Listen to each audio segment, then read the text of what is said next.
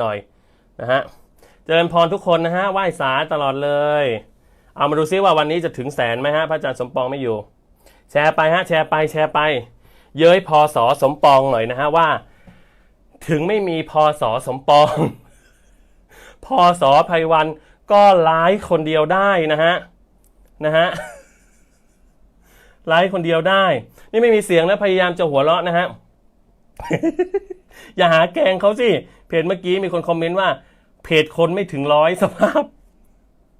เขาเพิ่งสร้างเพจใหม่นะเขาเป็นที่รู้จักน่าจะอยู่3จังหวัดด้วยมั้งน่าจะอยู่3จังหวัดนะฮะเขาดีเขาเริ่มต้นดีเขามีความคิดที่จะทำเพจเราต้องให้กำลังใจตมาเนี่ยไม่วอรี่เลยนะฮะเพจ100เพจ10อะไรถ้าเชิญตมาไปหมดนะฮะ ไปหมดเท่ากับ ถ้ารู้ก็ไม่ไป ไปหมดเท่ากับถ้ารู้ก็ไม่ไปนะไปแหมให้กำลังใจเขาเดี๋ยวมันจะติดเป็นการบูลลี่นะแม่พอพระมหาไพวันท่านพอเพจท่านมีคนตามเยอะท่านก็ไปเที่ยวบูลลี่เพจอื่นๆสภาพนะพระอาจารย์สมปองบอกแล้วพระอาจารย์สมปองบอกว่าอะไรนะดูสิจำไม่ได้เป็นอัลไซเมอร์อีกแล้ว จำไม่ได้นะฮะจะดราม่านะฮะหัวข้อวันนี้นะฮะบอกว่าไม่มีสาระแต่เวลาพูดธรรมะไม่เคยเข้ามาฟังสภาพ เอาพูดสาระท่านไพวันไม่เห็นท่านโพสเลยเนี่ยทุกคนก็พยายามแท็กตมาบอกว่าไม่ต้องกลัวหรอกถึงตมาไม่ออนเฟซตมาไม่ดูเพจไม่ต้องกลัวป้าข้างบ้านมีเยอะ ป้าข้างบ้านมีเยอะเดี๋ยวต้องมาฟ้องต้องส่งนี่เพจนู้นพูดถึงหลวงพี่อย่างนู้นอย่างนี้ป้าข้างบ้านทั้งนั้น สภาพนี่ยังไม่ทันแก่ก็เป็นแบบพวกขี้ฟ้องคืออะไร ไม่ต้องแคปมาฟ้อง ไม่ต้องแคปมาฟ้องรู้อยู่ดูอยู่เหมือนกัน ไม่ออนเท่ากับดูอยู่เหมือนกัน เห็นอยู่ไม่ออนก็คือเห็นอยู่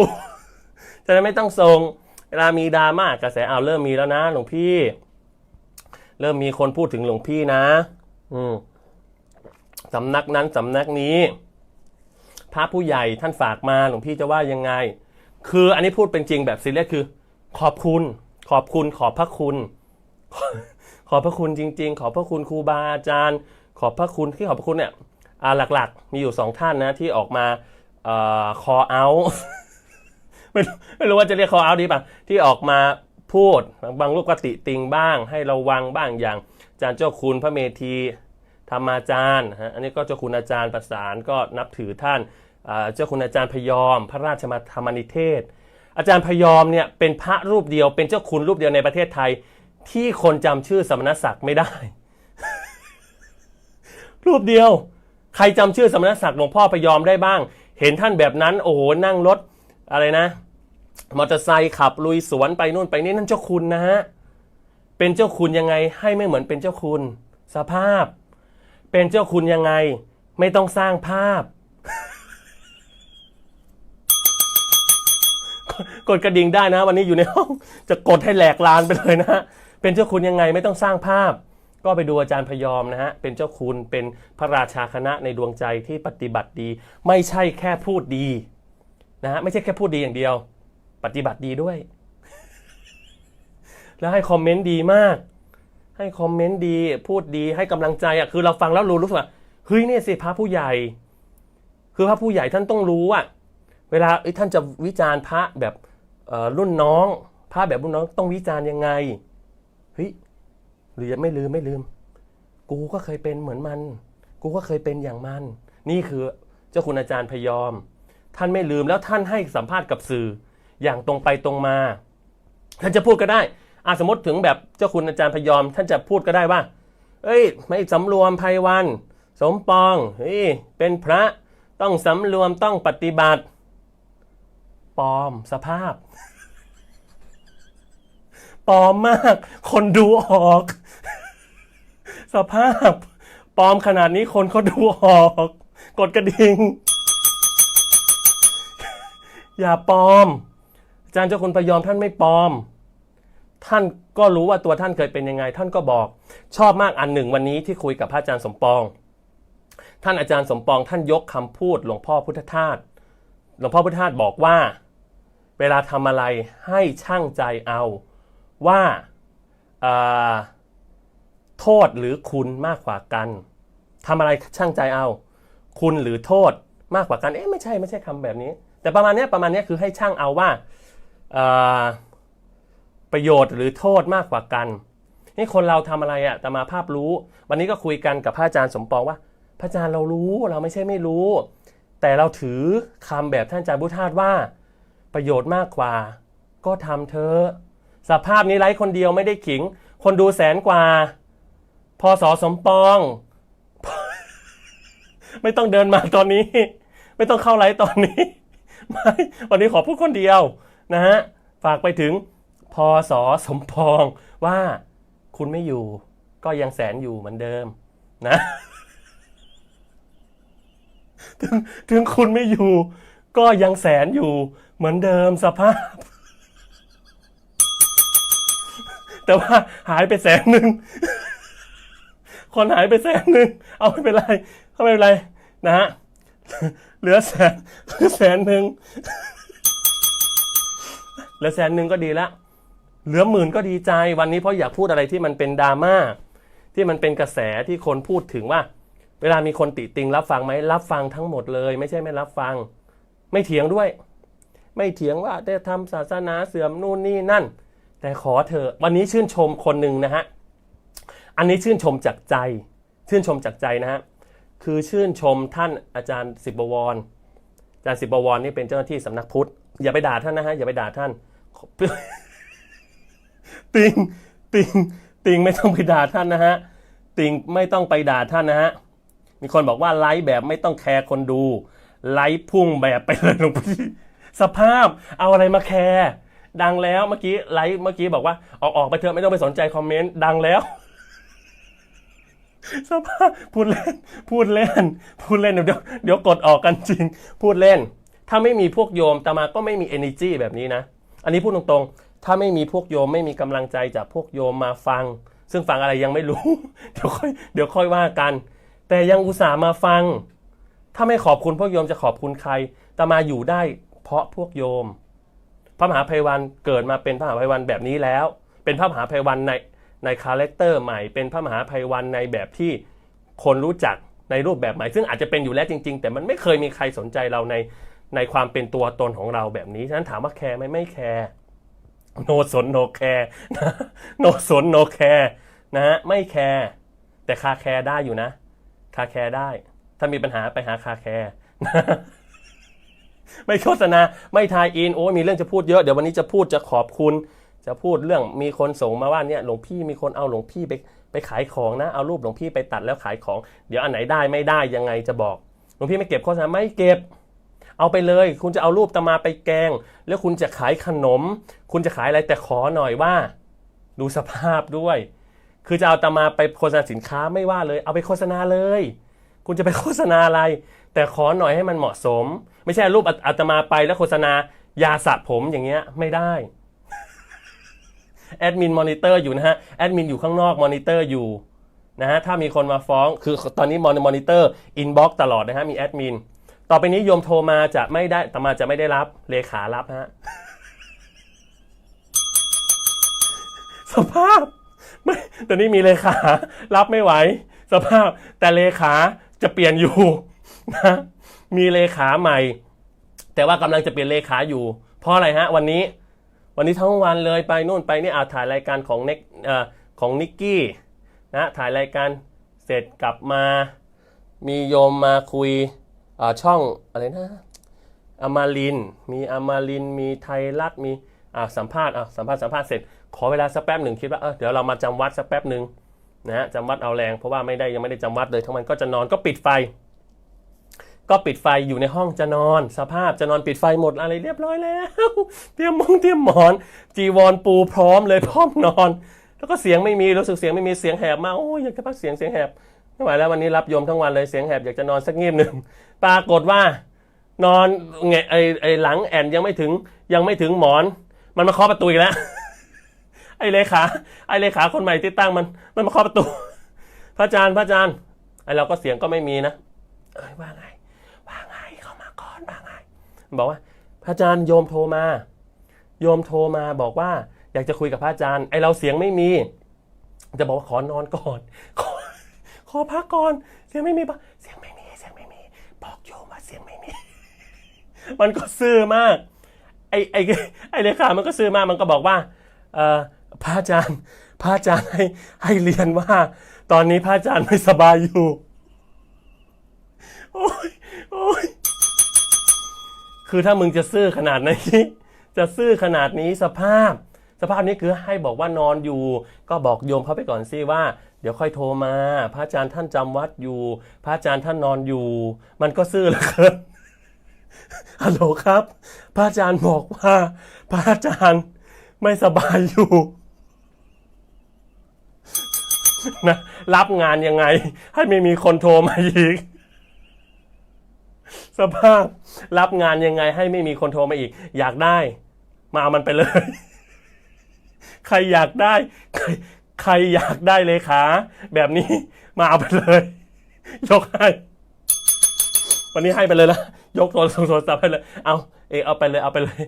าโทรศัพท์ไปอาจารย์ยกให้เลยช่วยจัดการให้ด้วยถ้าโยมเขาโทรมาอะไรมาไลน์มาก็จะไม่ได้คุยเองนะโยมเพราะว่าไม่ไหวอุ้ยโยมพี่จิตดีเข้ามาอุ้ยโยมพี่จิตดีเข้ามาโอ้ยแฟนคลับพี่พุทธไม่เข้ามาไม่เป็นไรแฟนคลับโยมพี่จิตดีมากเล่าข่าวยังไงไม่ต้องพูดแต่ให้คนจำได้มากกว่าโยมพุทธอีกสภาพ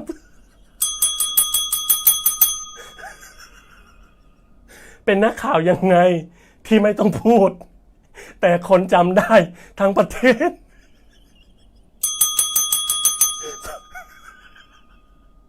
สภาพเป็นนักข่าวยังไงต้องไปเรียนจากพี่จิตดีนะฮะต้องไปเรีย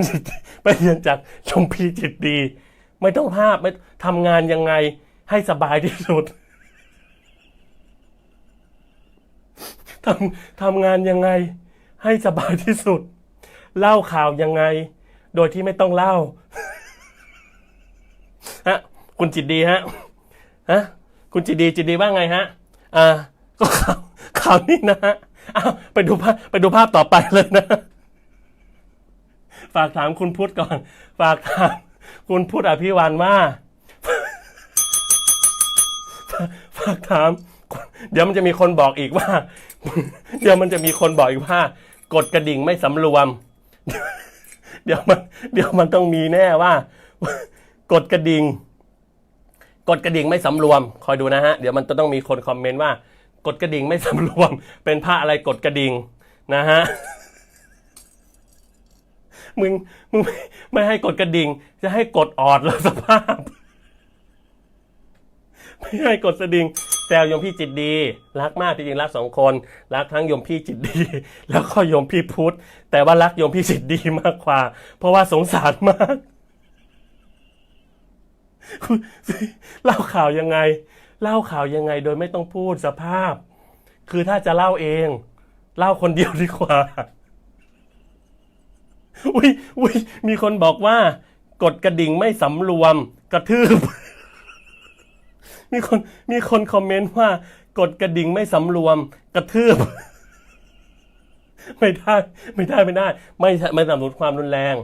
รักกันอย่าใช้ความรุนแรงถึงโกรธกันยังไงเห็นต่างกันยังไงต้องไม่ใช้ความรุนแรงต่อกันอันนี้คือคอนเซ็ปต์ตามมาเลยนะห้ามใช้ความรุนแรงนะมีคนบอกว่าให้เปลี่ยนไปตีระฆังสภาพแค่กดกระดิ่งยังมีคนมาเคาะประตูสภาพถ้าตีระฆังบอมลงแน่นอนไม่ได้นะฮะกระดังไม่ระฆังไม่ได้เดี๋ยวพระตกใจอะไรวะเดี๋ยวนี้วัดไส้ทองเปลี่ยนมาทำวัดตอน20 ทุ่มแล้วเหรอไม่ได้โยมพี่แคนดี้บอกว่ารักทั้งสองเท่ากับรักมากถึงไม่เคยเจอโยมพี่จิตดีแต่ว่ารักอ่านข่าวเก่งมากเป็นแอดมินสภาพแอดมินฝากไปถึงด้วยแอดมินก็ช่างนะแอดมินเท่ากับ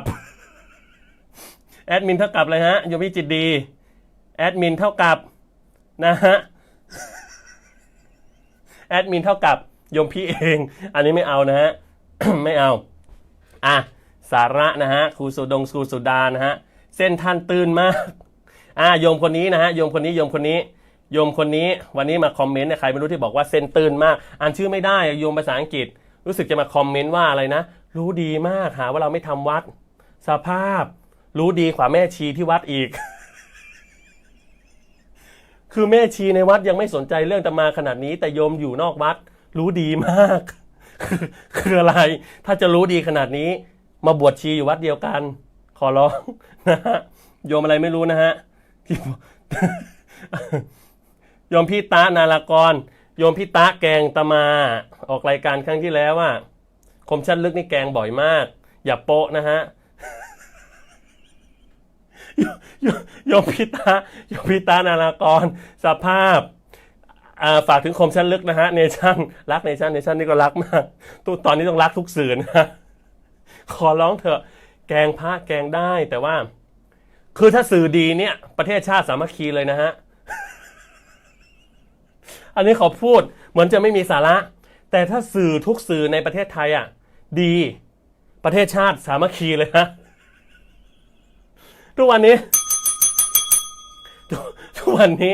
ที่มันไม่สามัคคีก็เพราะสื่อนี่แหละสภาพ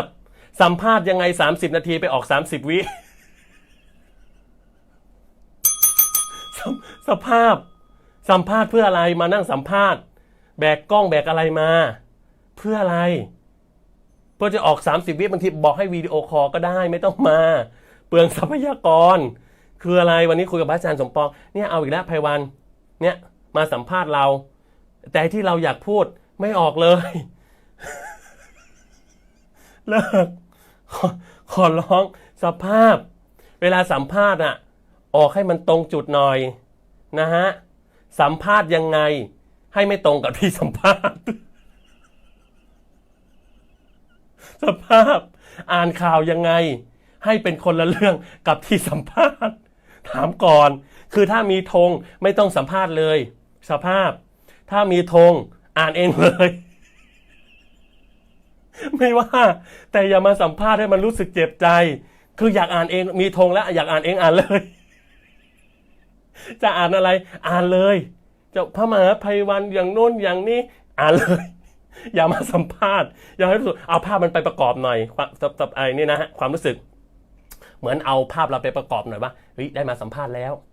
แต่ถามว่าเอาไอ้ที่สัมภาษณ์ไปออกไหมไม่อ่านเอง แล้วจะสัมภาษณ์เพื่ออะไรสงสารคนแบกกล้องบ้างสงสารคนถือไมค์สงสารคนถือไมค์มากหลายครั้งเลยหลายช่องลองมาถือไมค์ดูแล้วคุณจะรู้บางทีสัมภาษณ์อยู่คนถือไมค์มองหน้ามึงจะหยุดได้ยังไม่หยุดจะเอาไมค์แทงปากนะประมาณนี้เลยนะฮะอันนี้ฝากไว้เหมือนไม่มีสาระแต่มีสาระเอาไปออกให้มันตรงหน่อย ไอ้สิ่งที่อย่าบอกว่าอย่าแกล้งสื่อไม่ได้โยมภัคลาบอกว่า โยมภัคลาบอกว่าหลวงพี่อย่าแกล้งสื่อไม่แกล้งยังไงไหวสภาพ โยมพี่ตานารากรบอกว่าแบกกล้องไปหาเพราะความศรัทธาสภาพ ประเทศชาตินี้ไม่เหลือความปกติแล้วนะฮะตั้งแต่พระมหาไพวันไลฟ์เนี่ยพลเมืองในประเทศไม่เหลือความปกติแล้วนะขอฝากไปถึงรัฐบาลว่าขอให้สุ่มตรวจสุขภาพจิตไปพร้อมๆกับตรวจโควิดเลยนะโดยเริ่มจากการตรวจนักข่าวก่อนนะฮะขอให้ตรวจนักข่าวก่อนตรวจเลยสวอปให้หมดเลยนะฮะนักข่าวทุกช่องเลยตรวจสุขภาพจิตอ่านข่าวให้มันถูกหน่อยนะฮะมีคนบอกว่าหลวงพี่ร้องหัวเราะง่ายจังถ้าไม่หัวเราะก็ว่านี่อีกแล้วซีเรียส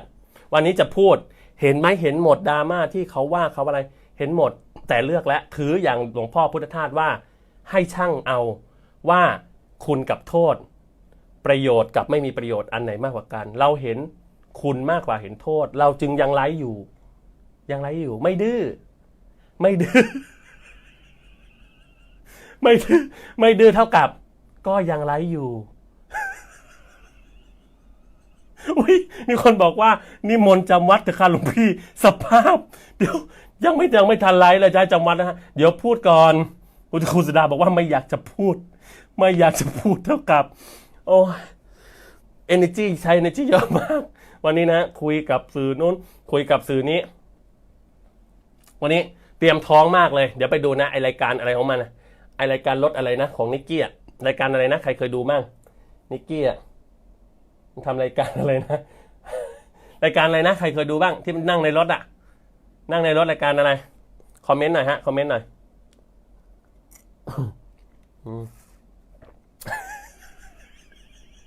มีคนบอกว่าเลิกไลฟ์กี่โมงจะได้แต่งกรเท่ากับอิจฉาคืออะไรไม่เข้าใจใครไปแต่งกรอะไรฮะใครแต่งกรเท่ากับอิจฉาคืออะไรฮะไม่เข้าใจนะอันนี้มุกนี้ไม่ทันนะฮะอ๋อแชร์โลมาครูสุดาบอกว่าแชร์โลมาแชร์โลมาเดี๋ยวไปดูนะช่องนิกกี้สภาพนิมนต์ไปตอน 11:30 นนั่งรถคุยกับมันไปครึ่งชั่วโมงไปถึงบ้านไปถึงออฟฟิศบอกว่าเดี๋ยวจะถวายเพลงเราก็เดี๋ยวไปถวายเพลงกันเลยมันเตรียมหมูกระทะไว้ ที่นำมาภาพโพสต์ว่า โปรดคนบาปนะสั่งสอนคนบาปนิมนต์ไปว่าแล้วเราก็ว่าทำแม่งแล้วอะไรวะมาเชิญเราไปก็น่าจะรู้ไหม11 โมงถึงเที่ยงพระต้องฉันเพลถ้ามานี้ปานิมนต์ไปตอน11:30 เอาแล้วเดี๋ยวคุยในรถอีกอะไรอีกจะทันเหรอสภาพตั้งเตาหมูกระทะตอน 11:40 ย่างไปคุยไปเที่ยง10 นาทีมันกำลังจะเอาให้อาตมาภาพมันดูในการมันบอกว่าหลวงพี่เกินเวลาแล้วไม่ได้ฉัน โอ้ยสรุปคือวันนี้ดีนะถ้าไม่ได้น้ำยาปูทิชชู่ ถ้าไม่ได้น้ำยาปูทิชชู่ของโยมพี่ถัปปณีไม่มีทิชชู่ไปว่าเขานะถ้าไม่ได้น้ำยาปูของโยมพี่ถัปปณีไม่ได้กินข้าวนะฮะแต่ฝากนิดหนึ่งคือเวลาข้าวมาถวายพระถวายน้ำด้วยโยมพี่ถัปปณีถ้าโยมพี่ถัปปณีดูอยู่นะโยมพี่แยมถวายอาหารพระอย่าลืมถวายน้ำนะฮะอย่าลืมถวายน้ำด้วยขนมจีนติดคอขนมจีนติดคอนะฮะขนมจีนเขาดีไปว่าเขาทิชชู่พวกโยมไปว่าเขาระวังเขาฟ้องนะไปเที่ยวพูดเขาของเขามีแบรนด์ไปแซวเขาว่าขนมจีนเขาทิชชู่ เดี๋ยวไปดูพูดกับนิกกี้ขออภัยนะอาจจะพูดคำหยาบแต่พูดอย่างนี้จริงๆขออนุญาตใช้ภาษาหลวงพ่อคูณนะฮะหลวงพ่อคูณนี่ก็เป็นพระเกจินะฮะขออนุญาตใช้ภาษาหลวงพ่อคูณบุกพูดกับนิกกี้นะพอมันบอกเที่ยง10 นาทีปุ๊บเอ้าชิบหายละเอ้าแล้วฉันอะไรแล้วจะให้ฉันอะไรมันเกินเวลาแล้วจะให้ฉันอะไรก็ไม่รู้จะพูดอะไรก็เลยฝากตอนปิดเทปบอกว่านิกกี้ขอโทษขอพูดคำนึงนะฮะ มึงนิมนต์กูมาทำไม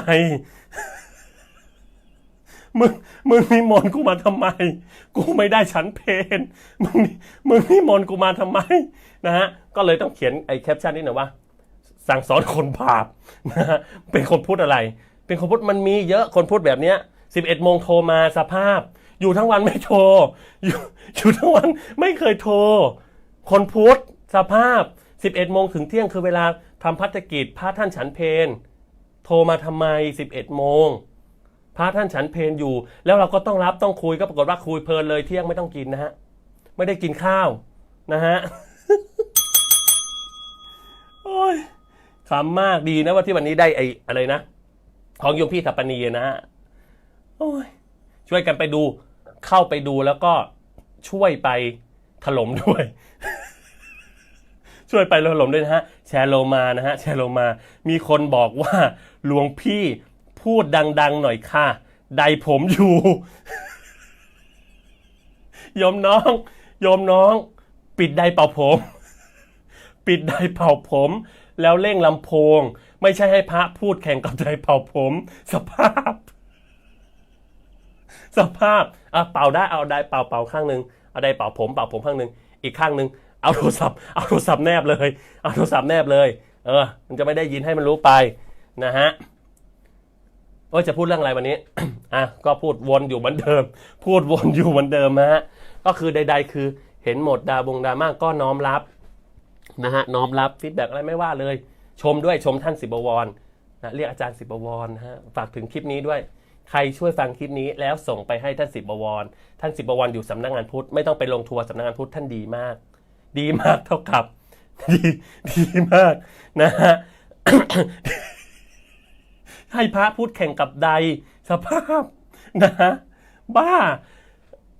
ดีมากท่านศิบวรดีมากนะฮะท่านศิบวรดีมากคือท่านให้สัมภาษณ์กับสื่อท่านพูดคำหนึ่งอาตมาชอบมากและอาตมาอยากฟังมานานแล้วอันนี้ซีเรียสหมดจริงจังดีถามว่าไม่ซีเรียสนะฮะแล้วก็มีคนไม่ต้องไปนั่งถอดเทป ท่านศิบวรฝากถึงท่านศิบวรฝากถึงสำนักงานพุทธไม่ต้องไปนั่งถอดเทปให้เสียเวลาว่าอันไหนเหมาะสมไม่เหมาะสมเตือนมาเลยน้อมรับและจะพยายามแต่ขอสักนิดแต่ว่าให้เห็นใจแล้วว่าเนี่ยเราสำนักงานพุทธอ่ะคุณพยายามจะโปรโมท โครงการอะไรต่างๆมันมีคนดูหรือเปล่ามันก็ไม่ค่อยมีคนดูแต่เนี่ย120,000คุณฝากโครงการมาสิเดี๋ยวจะมาโปรโมทให้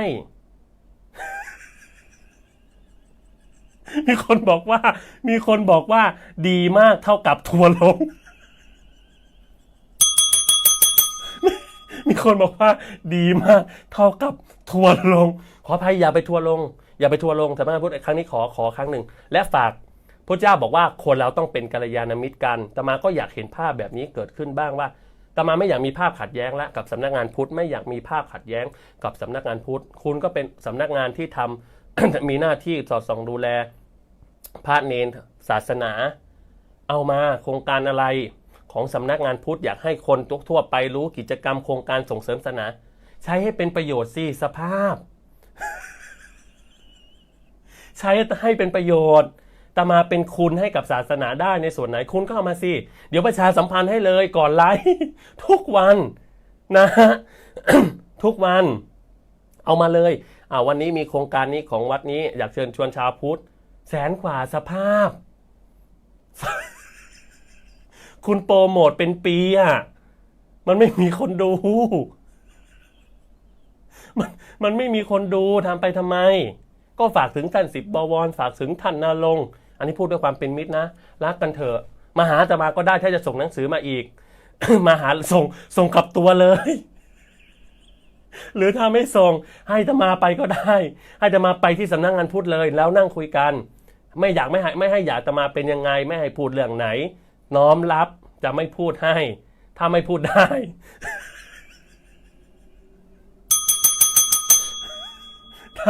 ถ้าไม่พูดได้นะฮะถ้าไม่พูดได้จะไม่พูดว่ามาหลวงพี่ขออันนี้ไม่อย่าพูดได้ไหมครับผมขอเอาได้เพื่อท่านศิบวรเพื่อท่านลงแคปแล้วเอาไปแท็กสำนักงานพุทธ แท็กสำนักงานพุทธมาแท็กสำนักงานพุทธมาฟัง มาเลยไม่ต้องส่งจดหมายมามันดูเป็นห่างเหินกันเกินไปเราคนพระเราเจ้าหน้าที่คุยกันอาตมาจะไม่ดื้อนะฮะอาตมาขอใช้คำพระอาจารย์สมปองว่ารอบนี้อาตมาจะไม่ดื้อเอามาแต่ขอเหตุผลให้มีเหตุผลหน่อยแบบที่อาจารย์ศิบวรท่านทำวันนี้ดีมากหรือกลัวทัวร์ลงไม่รู้นะฮะ พูดดีมากเท่ากับกลัวทัวร์ลง ให้สัมภาษณ์ดีมากเท่ากับกลัวทัวร์ลงไม่ได้อย่างนี้ไม่ได้นะฮะอย่างนี้ไม่ได้ขอให้พูดที่สิ่งที่ท่านพูดวันนี้ให้สัมภาษณ์กับสิ่งนี้มาจากใจท่านจริงอันไหนที่ท่านศิบวรพูดดีครับอาจารย์ศิบวรพูดดีมากว่าอยากให้ชาวพุทธ นะฮะอยากให้ชาวพุทธพิจารณาเองว่าอันไหนเหมาะสมไม่เหมาะสมเดี๋ยวขออนุญาตดูนะฮะพูดดีเนี่ยสำนักงานพุทธควรจะเป็นแบบนี้มานานแล้วนะฮะว่าคืออย่าอะไรจะใช้คำว่าอย่าคือสำนักงานพุทธยาอะไรนะเดี๋ยวติดอยู่ตรงปากเนี่ยอะไรวะช่างมาเถอะ นึกไม่ออกแต่ว่าท่านพูดดีมากนะฮะท่านศิบวรเนี่ยนะเดี๋ยวจะไม่ได้พูดเรื่องดราม่าพูดวันนี้เราจะบอกแล้วว่าวันนี้จะมาพูดประเด็นดราม่าเนี่ยนะคือรับทราบท่านศิบวรท่านพูดดีมากอันนี้คือโค้ดนะจริงๆท่านพูดยาวกว่านี้ไปหาฟังเอานะฮะท่านศิบวรแก้วงามนะฮะท่านรองผู้อำนวยการนะฮะอันนี้พูดแบบให้เกียรติแล้วนะไม่อยากทะเลาะกับท่านนะเขาพูดตรงเพราะว่าท่านก็เคยพูดดีนะฮะไปพูดในรายการอาจารย์ยิ่งศักดิ์คือพูดถึงคนอื่นยังไงไม่ชวนคนอื่นไปออกด้วย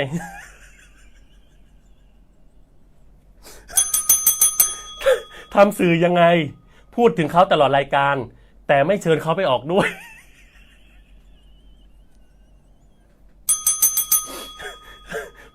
พูดถึงคนอื่นยังไงสภาพจัดรายการยังไงพูดถึงคนอื่นแต่ไม่เชิญคนที่พูดถึงไปออกด้วยอย่าหาทำนะฮะอย่าหาทำอ้าวฟังคำท่านอาจารย์ศิบวรนะฮะอาจารย์ศิบวรบอกว่าโดยส่วนตัวจะไม่ไปวิเคราะห์แทนพี่น้องประชาชนใช้คำว่าพี่น้องประชาชนน่าจะบอกว่าโดยส่วนตัวไม่ไปวิเคราะห์แทนพี่น้องชาวพุทธนะอย่าใช้คำว่าพี่น้องประชาชนมันดูเป็นสสขอฝากถึงอาจารย์ศิบวรนิดหนึ่งนะฮะเป็นรองผู้อำนวยการพุทธนะฮะไม่ใช่สสในสภานะฮะทีหลังจะให้สัมภาษณ์สื่อโทรมาเดี๋ยวเขียนสคริปต์ให้ท่านอาจารย์ศิบวรเดี๋ยวจะมาเขียนสคริปต์ให้จะให้สัมภาษณ์กับสื่อจะอยากจะพูดอะไรพูดว่าอาตมาก็ได้เดี๋ยวเขียนให้เลยเอาใช้สำนวนแบบสละสลวยเลยนะฮะสำนวนแบบสละสลวยเลยอาจารย์ศิบวรบอกว่าโดยส่วนตัวจะไม่ไปวิเคราะห์แทนพี่น้องประชาชนเพราะเชื่อว่าประชาชนมีองค์ความรู้นะฮะมีความเห็นเป็นของตนสามารถวินิจฉัยพินิจพิเคราะห์ได้เองว่าการแสดงลักษณะนี้อยู่ในความสำรวมของสงฆ์หรือไม่สภาพแบบนี้ไม่สำรวมดูพอบหมู่ไม้มวลพฤกษาขนาดนี้ไม่สำรวมยังไงก่อนคืออะไรก่อนนะฮะอ่ะก็ท่านพูดดีแล้วไม่รู้ว่าท่านพูดเพราะว่ากลัวกระแสหรือว่าอะไรแต่ว่าถ้าท่านอาจารย์ศิบวรท่านพูดอย่างนี้เพราะว่าท่านมาจากใจท่านจริงๆท่านไม่อยากเคมจะพูดคำว่าเคมคือเลิกนะฮะไอ้เคมเรื่องความใช้มาตรฐานขององค์กรตัวเองเนี่ยในการที่จะไปตัดสินว่าคือถ้าคนอื่นเขาพูดไม่มีปัญหาถ้าเราพูดการวิจารณ์กันในฐานะแต่มาไม่มีปัญหาเลยนะหลายๆคนก็วิจารณ์ไม่เหมาะสมเช่นอาจารย์ทองย้อยไม่มีปัญหากับท่านเลยอาจารย์ปู่ใครจะวิจารณ์ดีมากขอบคุณที่คอมเมนต์ขอบคุณที่ออกมาเขียนจะได้รู้ว่าศาสนาพุทธในเมืองไทยมันมีหลากหลายความหลากหลายเป็นสิ่งสวยงามอย่ามองว่าความหลากหลายคือความขัดแย้งสังคมไทยมันจะมีภาพว่าหลากหลายคือขัดแย้งหลากหลายคือไม่เป็นอันหนึ่งอันเดียวกันไม่ใช่ครับหลากหลายคือความสวยงามให้คนได้เลือกเสพเหมือนอาจารย์ศิบวรว่าทุกคนมีองค์ความรู้ว่า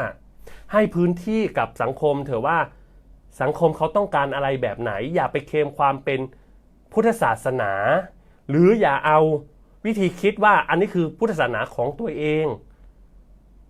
ไปตอบหรือไปบังคับให้คนอื่นมองแบบเดียวกันนะโดยเฉพาะถ้าทำในนามขององค์กรทางศาสนาเนี่ยมันไม่ได้สภาพผู้สาระคนออกหมดนะคนออกหมดนะมีคนบอกว่ารายการธรรมะหรือรายการอาหารผักอบยังไม่มานะฮะเป็นรายการอาหารไม่ได้นะฮะผักอบยังไม่มาแต่มีอันนี้พอเพิบที่วางพูดต่อเดี๋ยวเรื่องสำนักงานพุทธเอาไว้ก่อนเดี๋ยวพูดอีกนะฮะนะอย่าชี้หน้าแนทมีคนบอกว่าก็ฝากถึงท่านอาจารย์ศิบวรด้วยว่าอย่าชี้หน้าแนทช่วยไปขึ้นโค้ดหน่อยฝากแล้วนี่พูดแล้วนี่ยังไม่ถึงเคยพูดถึงท่านหน่อยนะฮะฝากไปทำโค้ดข้อความให้หน่อยว่าพระมหาภัยวันฝากใครถึงแล้วฝากสั้นๆเลยนะฮะฝากสั้นๆไม่กี่คำประโยคเดียวว่าอย่าชี้หน้าแนท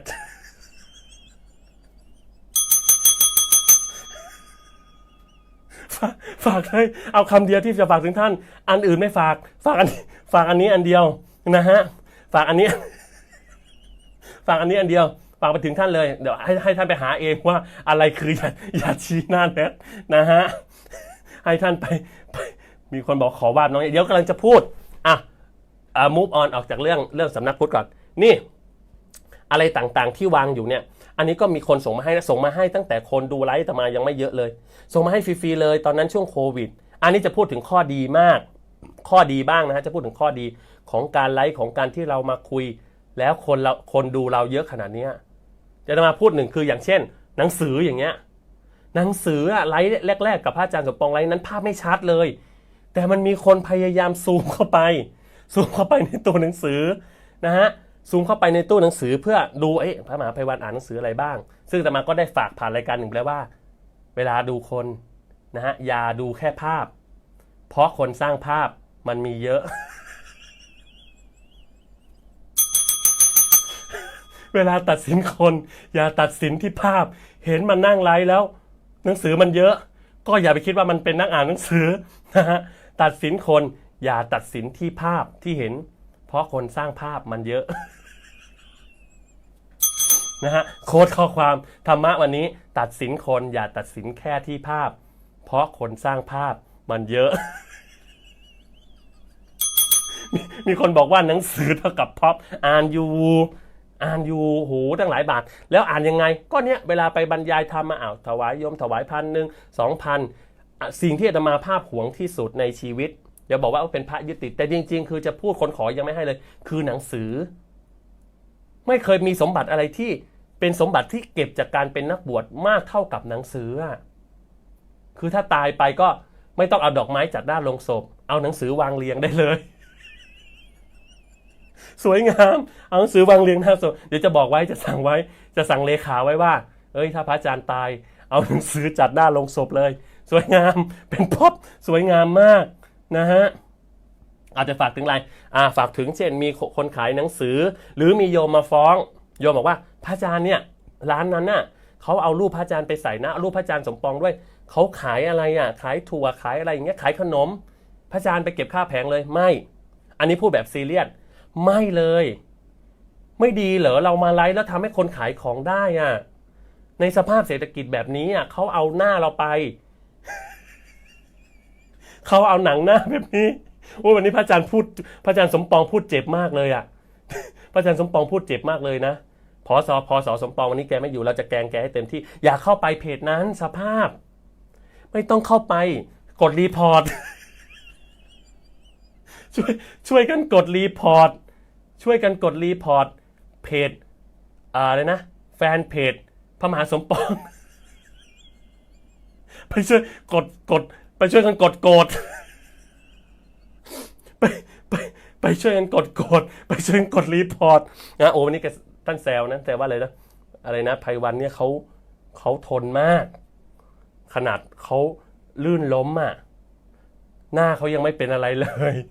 นะฟุตบาทยุบแต่หน้าเขายังไม่เป็นอะไรเลยนะฮะ เป็นคนหน้านี่มากนะฮะขนาดหนวดยังขึ้นได้ นะฮะเป็นนางสีดากับยักษ์อันนี้ทายอินหรือเปล่าทายอินให้เลยเพราะโยมที่เขาทำเขาเป็นผู้หญิงโยมผู้หญิงตัวเล็กๆเองตอนช่วงโควิดแล้วเขาขายไม่ได้เลยไม่มีคนซื้อของไม่มีอะไรเลยแล้วเขาถวายให้เราดมนี่มันถอดหัวได้เนี่ยนี่พิมพ์เสนเนี่ย ขออนุญาตดมเดี๋ยวดมขออนุญาตดมเดี๋ยวดมถอดหัวได้นี่ฮะนี่ไม่ได้อาบัติอันนี้อาบัตินางสีดาไม่ได้เอานี่ได้เดี๋ยวดูเนี่ยนี่เปิดให้ดูแต่โยมอะไรจำไม่ได้แล้วนะเขาถวายนานแล้วตอนนู้นช่วงนู้นตอนที่ยังคนยังไม่ดูเป็นแสนเนี่ยนะฮะเนี่ยนี่เห็นไหมดมได้ ช่วงนี้ต้องดมยาดมนะฮะยาดมต้องเข้าแล้วนะปวดหัวมากอะไรก็ไม่รู้คืออะไรสภาพบอกว่าไม่มีสาระแต่เวลาพูดธรรมะไม่เคยฟัง เวลาไลฟ์ธรรมะไม่ฟังเวลามึงไลฟ์ธรรมะกูไม่ฟังแต่มึงไลฟ์ตลกกูฟ้องเนี่ยเห็นไหมถอดหัวได้นี่ไงถอดหัวได้เนี่ยเป็นยาดมหอมด้วยนะฮะหอมหัวได้บอกร้านไม่ได้เดี๋ยวถ้าเจ้าของร้านดูก็มาปักหมุดช่วยทุกคนเลยไม่ได้เงินสักบาทไม่ได้ปัจจัยสักบาทเลยเรื่องร้านเนี่ยพูดด้วยความสัตย์ของความเป็นพระไม่ได้เลยช่วยเขาแล้วเรารู้สึกดีใจเวลาใครแคปมาฟ้องว่าพระอาจารย์ว่าเขาเอารูปพระอาจารย์เอาหนังหน้าแบบเนี้ย หน้าแบบยิ้มอลุ่มเจาะอย่างเงี้ยไปออกแล้วมันมีคนไปซื้อของเขาว่าเราช่วยคนน้ำตาจะไหลจะร้องไห้ ว่าจะร้องไห้จริงเดี๋ยวไปพระร้องไห้เดี๋ยวไม่สำรวมอีกร้องไห้ก็ไม่ได้หัวเราะก็ไม่ได้เดี๋ยวมันบอกว่าไม่สำรวมเดี๋ยวมันบอกไม่สำรวมแล้วเขาขายของได้มีคนไปเราเราไม่ได้เป็นแม่ค้าเมื่อกี้จะบอกว่าหัวอกแม่ค้าเดียวกันเมื่อกี้เกือบจะหลุดพูดว่าหัวอกแม่ค้าเดียวกันไม่ใช่ลืมไปว่าตัวเองไม่ใช่เป็นแม่ค้าไม่ใช่เป็นแม่ค้าหัวอกเดียวกันแต่เราเข้าใจว่าเขาขายของได้เขาเอารูปเราไปแล้วเขาขายของได้เต็มที่เลยแต่ว่าเลือกหน่อยเอาอาตมาไปโปรโมทสินค้าอะไรได้ทั้งหมดแต่เลือกหน่อยว่าให้มันเหมาะสมอย่าเอาไปแล้วไปแคปว่าเป็นยาปลูกผมอะไรอย่างนี้ อย่าให้เห็นฟ้องนะถ้าใครเอารูปไปแล้วไปโฆษณายาปลูกผมไปโฆษณาแชมพูผมสวยลื่น ไม่ได้คือให้มันดูให้มันถูกหน่อยว่าอย่างเราควรจะสินค้าแบบไหนเช่นขนมอะไรเงี้ยไปแซวลูกเพจว่าอย่าซื้อขนมไปถวายพศไพวันสิอันนู้นอันนี้ได้เลยแต่อย่าเอาไปอ้างไม่ได้ว่าพศกินแล้วอร่อยมากไม่ได้นะขอโทษผิวหัวขาดนางสีดาหัวขาดขอไปอยู่นี่ดูหลอนๆยังไงไม่รู้ว่าร้อนไหมโยมใครจะให้อาตมาเอาหัวปิดกดหนึ่งหัวปิดใครอยากให้อาตมาเอาหัวปิดนางสีดากดหนึ่งฮะกดหนึ่งมาฮะผมมีคนบอกว่าผมสวยเก๋มากอันนี้ไม่ได้ไปโฆษณาว่าสนับสนุนเราสิจ๊ะผมสวยเก๋มากยืนยันโดยพศไพวันนี้ ไม่ได้ให้มันคือเอาไปโฆษณาได้แล้วไม่เอาตังอะไรสักบาทไม่เอาเลยเอาไปเลยแต่มาถือว่าโอ้โหมีบุญมากอยู่มาวันหนึ่งเราสามารถช่วยคนได้ช่วยแม่ค้าได้ช่วยวงการหนังสือเขาคึกคักขึ้นนะฮะเขาได้ขายขนมเขาได้อะไรที่วางอยู่เนี่ยมันหาหมดเลยนะขายต้นไม้ได้แคตัสได้เนี่ยเดี๋ยวขายยาดมได้อีกแล้วไม่ดีตรงไหนคนอยากได้คนอยากซื้อแล้วทำให้เขาซื้อได้นั่นมันคือการช่วยคนไหมไม่เห็นถามเห็นไหมไม่เห็นถามว่าแล้วเห็นไหมไอ้ข้อดีอย่างนี้ไม่กูรออย่างเดียวกูรอมึงหัวเราะกูจะด่ามึงว่ามึงไม่สำรวมเพราะมึงหัวเราะไม่ได้สาระอะไรเลยพอสาระคนออกนี่90,000พอสาระคนออกคนไม่ดูนะฮะสภาพก็ฝากนะเรื่องนี้เรื่องหลักๆ2เรื่องที่จะฝากคือเวลาเห็นคนเอารูปตามาไปอะไรเงี้ยไม่ต้องไปว่าเขานะฮะไม่ต้องไปว่าเขาให้เขาเอาไปขายเลยให้เขาเอาไปแซวสนุกแล้วเขามีลูกค้ามีอะไรยินดีมากถือว่าเป็นบุญช่วยกันมันมีข้อความหลายข้อความซึ่งโยมไม่เห็นแต่ตามาเห็นแอดมินเห็นแอดมินนี่คือแอดมินจริงๆนะฮะตอนนี้มีแอดมินจริงๆคือแอดมินมันเห็นแอดมินคือเลขาเนี่ยเลขาคนนี้เลขาที่บอกที่โทรที่รับสายโยมแล้วบอกว่าพระอาจารย์ให้บอกว่าพระอาจารย์ไม่สบายอยู่ครับ มันนึกถึงเรื่องเล่าแล้วก็นึกถึงเด็กวัดสมัยก่อนนะมันไปซื้อของหลังวัดมันก็จะอยู่หลังวัดใช่ไหมแล้วมันก็จะมีพวกมาม่าสมัยก่อนอยู่วัดบ้านนอกนู่นนะวัดที่ต่างจังหวัดบ้านนอกมันก็จะมีเด็กวัดมีพระบวชใหม่อะไรเงี้ยพระบวชใหม่นานแล้วนะเรื่องนี้นานแล้วเขาก็ให้มันไปซื้อมาม่าขออภัยอันนี้อาจจะเป็นเรื่องโจ๊กแต่มันเรื่องจริงเขาให้มันไปซื้อมาม่านะฮะไปซื้อมาม่าแล้วเจ้าของร้านน่ะเขาก็แปลกใจผิดปกติเพราะว่ามันซื้อมาม่าเยอะนะฮะเจ้าของร้านก็ถามไอ้เด็กวัดว่ามึงซื้อมาม่าไปให้ใครมึงซื้อมาม่าเยอะเขารู้ดิเด็กวัดมันไม่น่าซื้อมันซื้อเป็นถุงเลยวะซื้อมีไข่ด้วยแถมไข่จังอะไข่อีกเป็นแผงเลยอย่างเงี้ยเด็กวัดมันไม่น่ามีเงินเยอะวะแล้วมันซื้อทุกเย็นเลยมันซื้อมาม่าไปให้ใครวะไอ้คนขายเขาสงสัยก็เลยถามไอ้เด็กวัดว่ามึงซื้อมาม่าไปให้ใครเด็กวัดมันก็ตอบเลยมันซื่อมากเพราะว่าก่อนมาหลวงพี่สั่งมาแล้วมันก็ตอบคนขายว่าหลวงพี่ให้บอกว่าหลวงพี่ไม่ให้บอกว่ามาซื้อให้หลวงพี่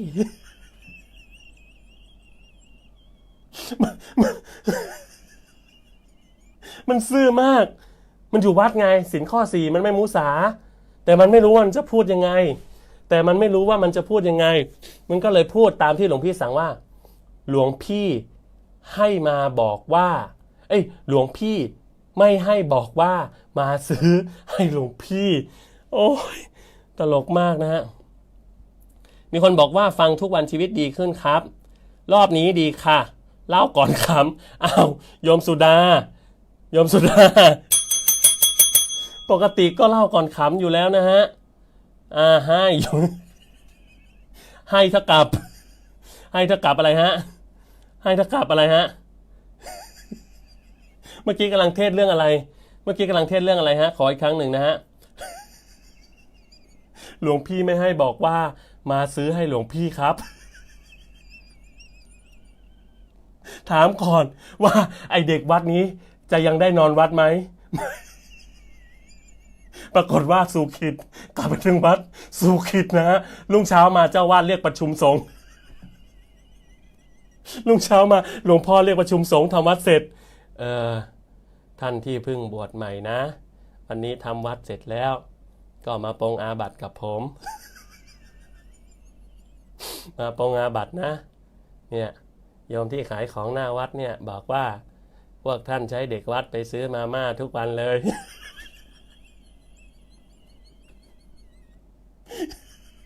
ปรากฏว่าพอหลวงพ่อว่าใครให้เด็กวัดรูปไหนให้เด็กวัดไปซื้อมาม่าก้าวขาออกมารูปไหนให้เด็กวัดไปซื้อมาม่าก้าวขาออกมาปรากฏว่าอะไรรู้ไหมฮะหลวงพ่อเจ้าวาด9 คนแรกเลยอ้าวหลวงพ่อก็ซื้อด้วยหลวงพ่อเจ้าวาดฉันด้วยกันมาเปล่าแต่หลวงพ่อฉันคนเดียวเจ้าวาดฉันคนเดียว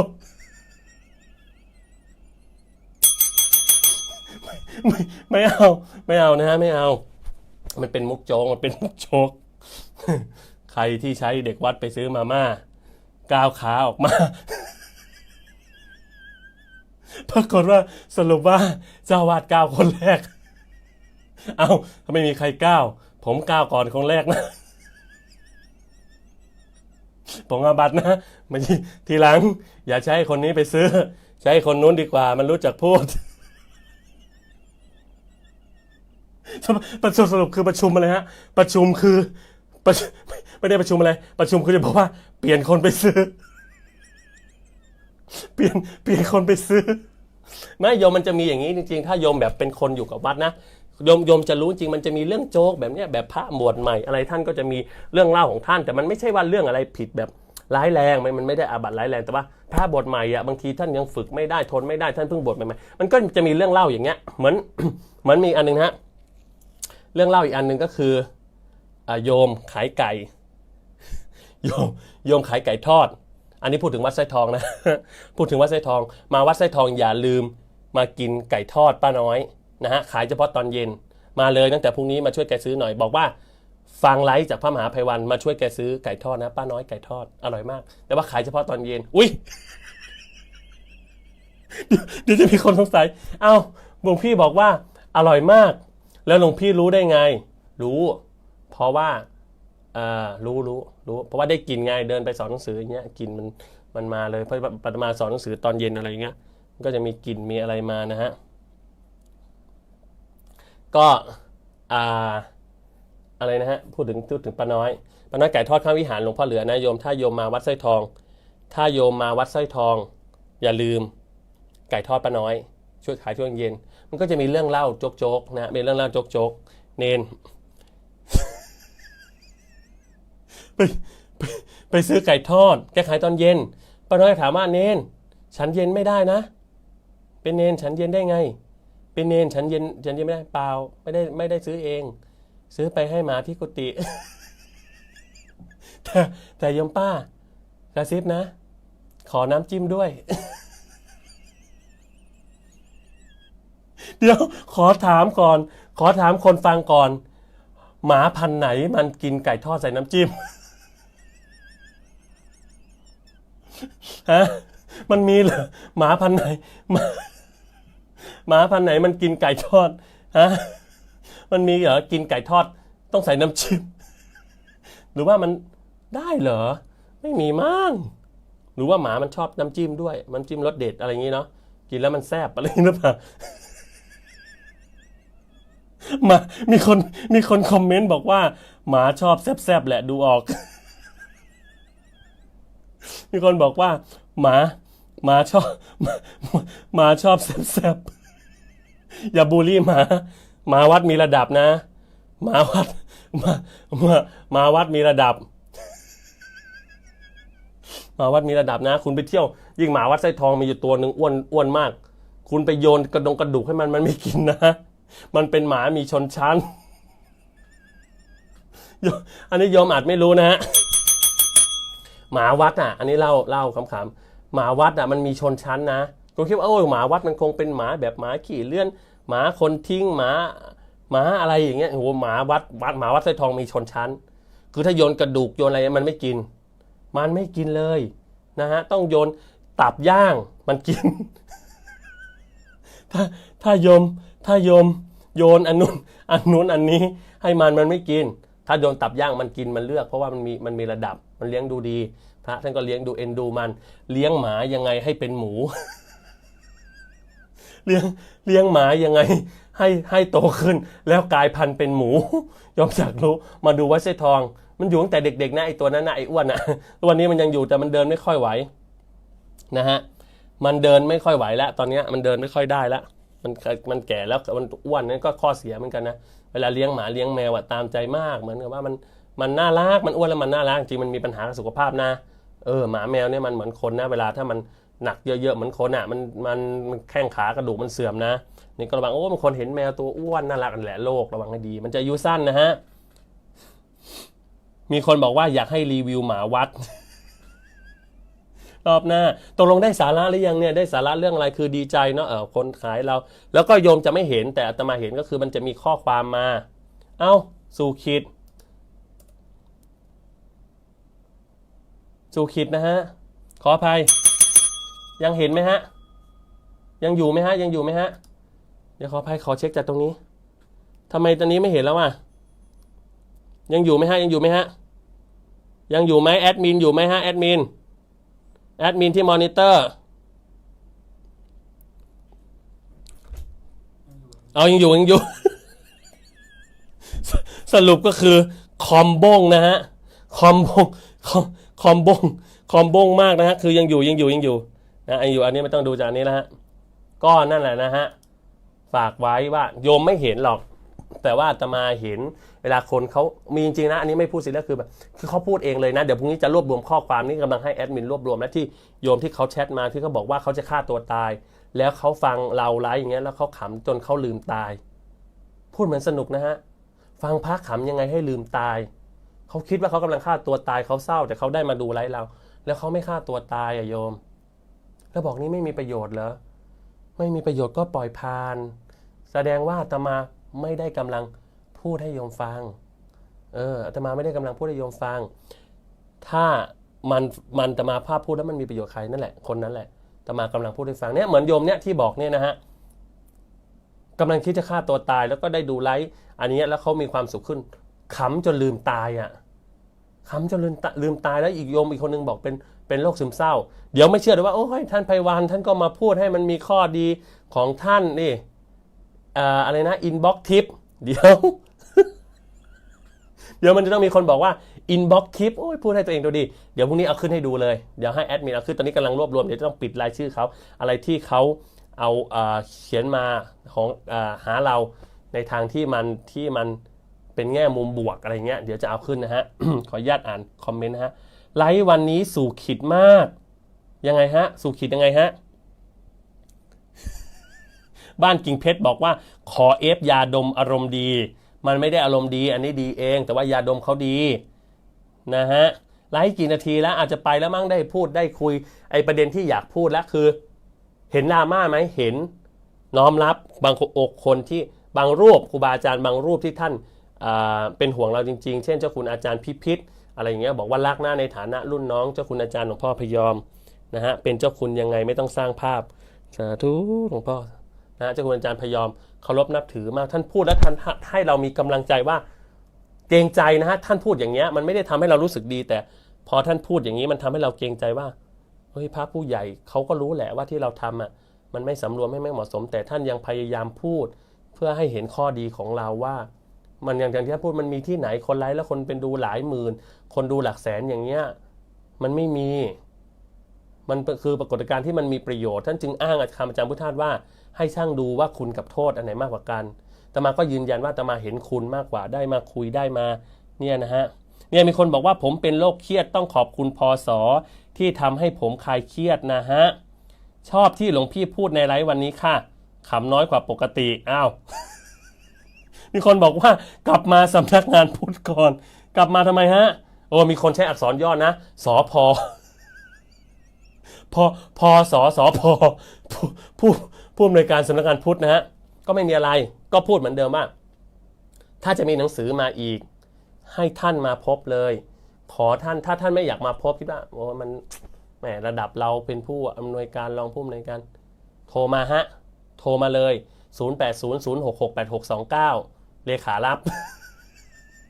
ให้แจ้งเลขาว่าเป็นรองผู้อำนวยการสำนักงานพุทธศาสนาแห่งชาติฮะขอเชิญอยากจะเชิญพระมหาไพวันมาปรับทัศนคติหน่อยไปให้ ไปให้ไม่ดื้อเลยท่านอยากจะให้อาตมาปรับอะไรเปลี่ยนอะไรแต่ให้มันมีท่าทีของความเป็นกัลยาณมิตรระหว่างกันหน่อยเธอนะฮะอย่าเป็นเหมือนว่าทุกวันนี้เป็นศัตรูกันน่ะ สำนักงานพุทธเป็นศัตรูกับพระอะไรเงี้ยมันดูไม่ค่อยดีเพราะว่าอาตมาเคยพูดแล้วว่าสำนักงานพุทธเนี่ยตั้งมาเพราะชาวพุทธชาวญาติโยมไปร้องเรียนที่ไปออกไปร้องขอที่รัฐสภาเมื่อปี 2545 พระเนนไปนะฮะพวกที่บอกว่าพระเนนยุ่งการเมืองไม่เหมาะสมอ่ะสำนักงานพุทธเกิดขึ้นเพราะพระเนนออกไปเรียกร้องนะฮะได้สำนักงานพุทธมาได้มาเพื่ออะไรฮะอยากให้สำนักงานพุทธมาดูแลมีองค์กรที่จะดูแลลูกพระลูกเนนดูแลศาสนามาอุปถัมภ์มาช่วยอันไหนดีช่วยส่งเสริมหน้าที่แรกเลยคือส่งเสริมก่อนอย่าเห็นอาตมาอย่าเห็นพระอาจารย์สมปองเป็นอะไรเลยคืออยากจะมองแบบอีกด้านหนึ่งก็ได้แต่ขอร้องว่าเห็นสิ่งที่เราทำแล้วมันเกิดประโยชน์เธอนะฮะคือจะเชิญไปก็ได้นะฮะเมเจอร์บอกว่าเป็นกำลังใจให้พระอาจารย์กินป๊อปคอร์นไม่กินนะฮะ ป๊อปคอร์นคือถามก่อนว่าขายขนาดนั้นขายไปสร้างตึกหรืออะไรฮะ เมเจอร์ราคาป๊อปคอร์นขนาดนั้นขายไปสร้างตึกหรือว่าไงฮะ ตกลงที่ทำหนังมีโรงหนังคือตั้งใจจะเอากำไรจากหนังหรือเอากำไรจากป๊อปคอร์นฮะ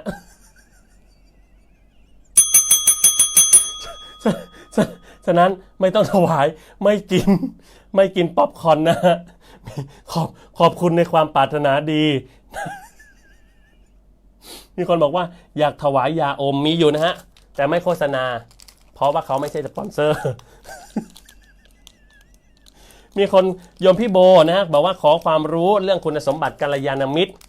คุณสมบัติของกัลยาณมิตรเนี่ยกัลยาณมิตรคือเป็นเพื่อนแท้นี่คือจะต้องตักเตือนได้เห็นอะไรไม่ดีไม่ใช่ว่าปากว่าตาขยิบ ไม่ได้นะฮะเพื่อนอาจจะผิดไปอาจจะพลาดไปต้องกล้าตักกล้าเตือนกล้าพูดอาตมาอาจจะถือว่าตอนนี้สำนักงานพุทธเป็นกัลยาณมิตรของอาตมาอันนี้มองแบบคนมีธรรมะต้องมองว่าสำนักงานพุทธก็ดีองค์กรต่างก็ดีที่เขากำลังจะเล่นงานนะฮะ ซึ่งก็ไม่รู้ว่างานจะเข้าตอนไหนก็ขอฝากว่าอย่าพึ่งตอนนี้เลย ตอนนี้เฉพาะแค่งานที่มีอยู่ก็เยอะมากแล้วนะฮะก็ฝากว่าถ้าจะเข้าก็สักหลัง2 อาทิตย์นี้ไปก่อนนะ2 อาทิตย์นี้อย่าพึ่งเข้านะฮะไม่รับงานซ้อนนะฮะ ไม่รับงานซ้อนนะฮะอุ้ยโยมลุงสรยุทธเจริญพรโยมลุงสรยุทธอุ้ยมันจะเรียกลุงไม่ได้ต้องเรียกอะไรอ่ะเรียกพี่ก็ไม่ได้อ่ะเดี๋ยวว่าไม่ให้เกียรติต้องเรียกอะไรฮะจะมาต้องใช้คำยังไงกับคุณโยมสรยุทธดีอ่ะต้องใช้คำว่าอะไรฮะต้องให้เจ้าตัวพิมพ์เองแล้วกันนะฮะ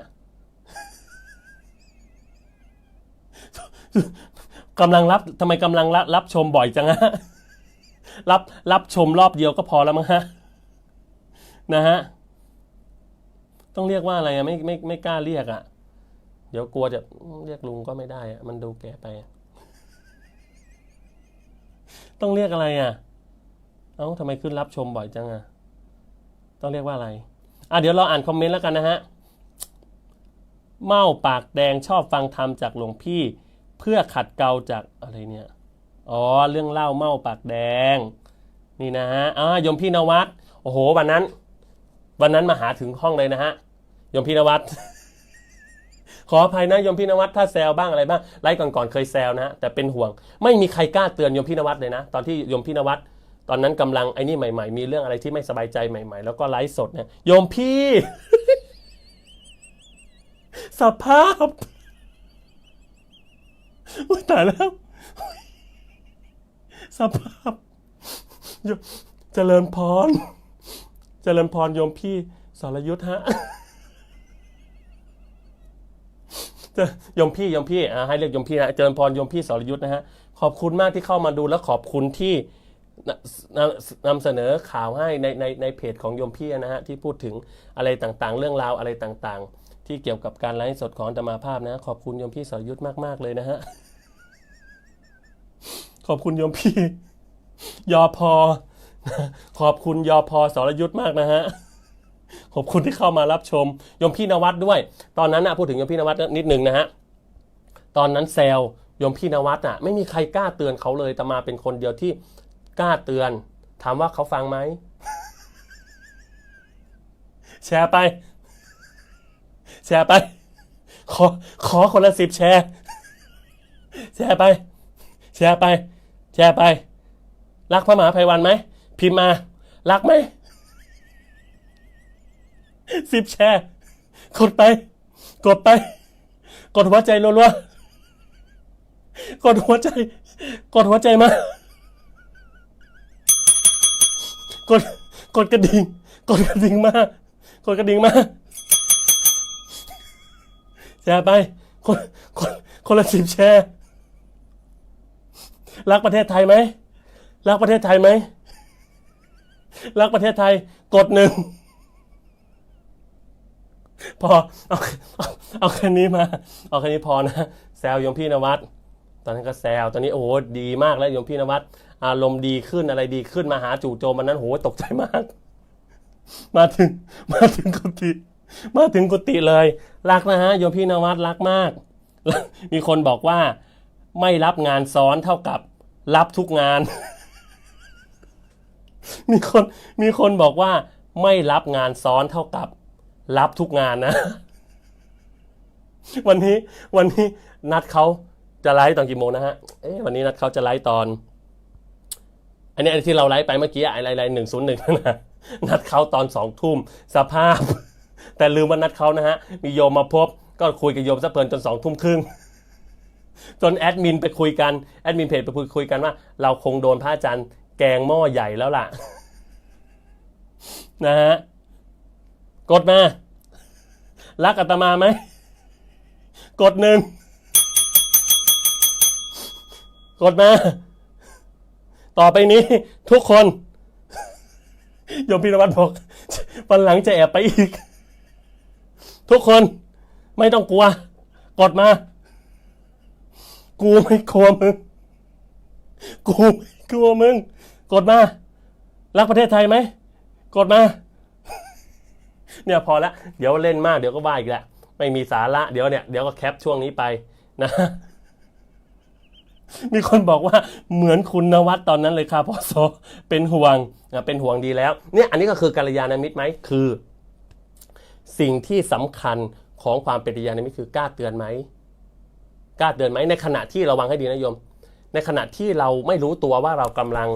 ทำอะไรอยู่อันนี้ขออนุญาตนะไม่ได้พูดถึงโยมพี่นวัดพูดถึงทุกคนเวลาอาตมาก็มีเวลาหนึ่งที่เราทำอะไรแบบที่เราหลุดไปแล้วเราไม่รู้ตัว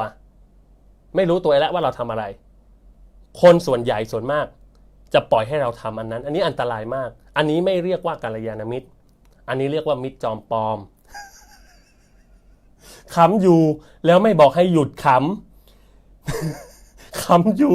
แล้วไม่บอกให้หยุดขำอันนี้เรียกว่ามิตรจอมปลอมนะฮะ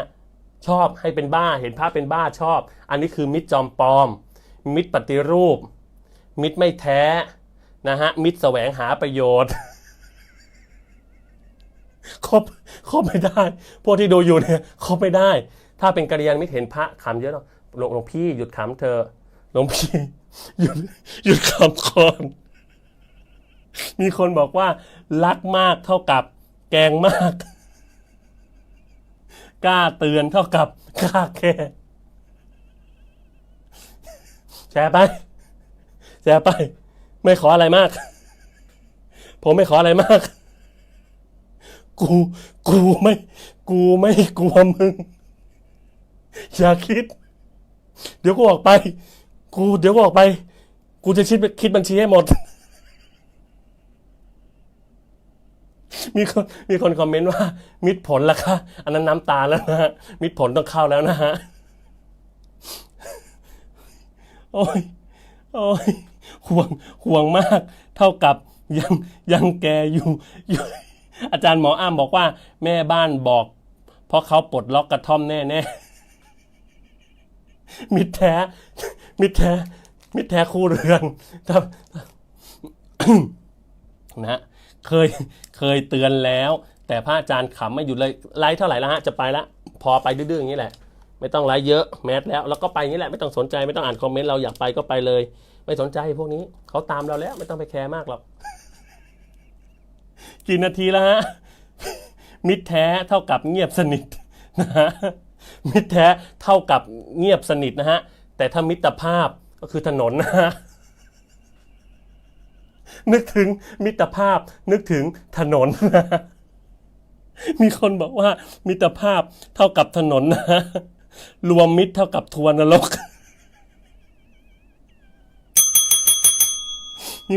มีคนบอกว่าเตือนได้เท่ากับแกงได้เตือนได้เท่ากับแกงได้กี่นาทีแล้วฮะ